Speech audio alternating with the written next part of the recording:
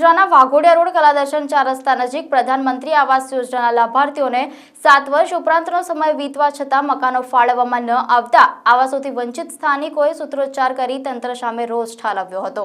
વડોદરા શહેરને smart city બનાવવાના ભાગરૂપે શહેરના વિવિધ વિસ્તારમાં આવેલા કાચા પાકા મકાનો ઝૂંપડાઓ પાલિકા તંત્ર દ્વારા દૂર કરવામાં આવ્યા હતા અને બદલામાં ત્યાં રહેતા લોકોને વિવિધ વિસ્તારોમાં વુડાના આવાસોમાં મકાનોની ફાળવણી કરી વસવાટ કરવામાં આવ્યા હતા। આ જ રીતે શહેરના પૂર્વ વિસ્તારમાં આવેલા વાઘોડિયા રોડ કલાદર્શન 4 રસ્તા પાસેના ઝૂંપડાઓ આજથી 8 વર્ષ અગાઉ દૂર કરવામાં આવ્યા હતા।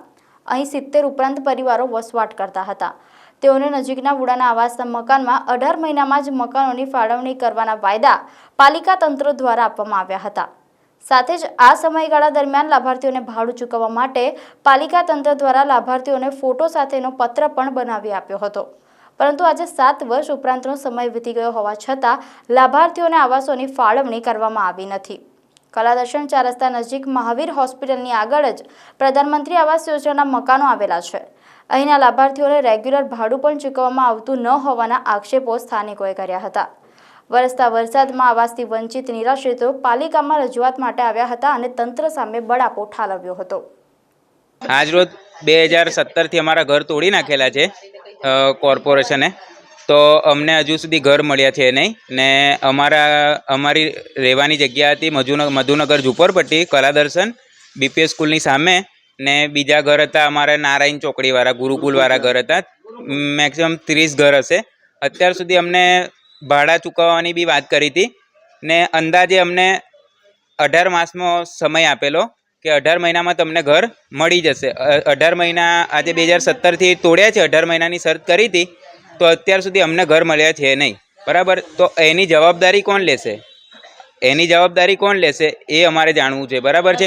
અંદર અધિકારી નિલેશ પરમાર કરીને છે, એ બધું અમને અમારી જોડે વાત કરે છે, પછી અમને ઉપર ખબર છે નહીં। અત્યારે અમે એ જ રજૂઆત કરવા આવ્યા છે કે અમને જેમ ભાડાનો કોઈ પ્રશ્ન જ નથી, અમને ઘર જ જોઈએ છે ખાલી।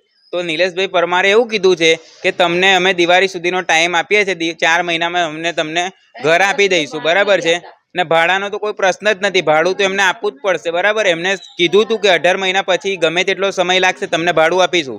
3 વર્ષનું ભાડું બાકી છે ને અત્યારે 6 મહિનાનું ભાડું એવું કે 4 દિવસ પછી તમને અમે આપીશું, બરાબર છે।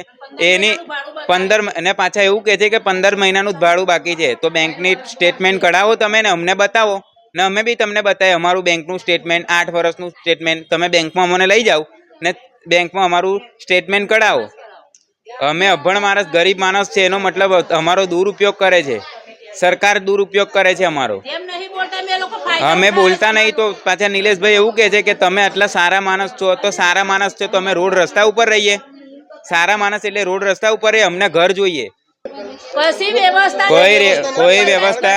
કોઈ વ્યવસ્થા છે નહીં। અત્યારે મોટા ભાગની પબ્લિક છે ને રોડ રસ્તા ઉપર બ્રિજ નીચે રહે છે। આ અમુક જણા છે ને ભાડું મળતું છે નહીં, અમુક જણને આગળ પાછળ કોઈ નહીં, બંગલાનું કામ કરે, લોકોના હાથ કોવાઈ ગયા છે, એની જવાબદારી કોણ? એવી રીતે તો 10 થી 15 જણ મરી ગયા છે, રોડ ઉપર સડી ગયા છે, એની કોઈ જવાબદારી નથી લેતું। એની જવાબદારી કોણ લેશે? અમને ઘર જ જોઈએ બસ।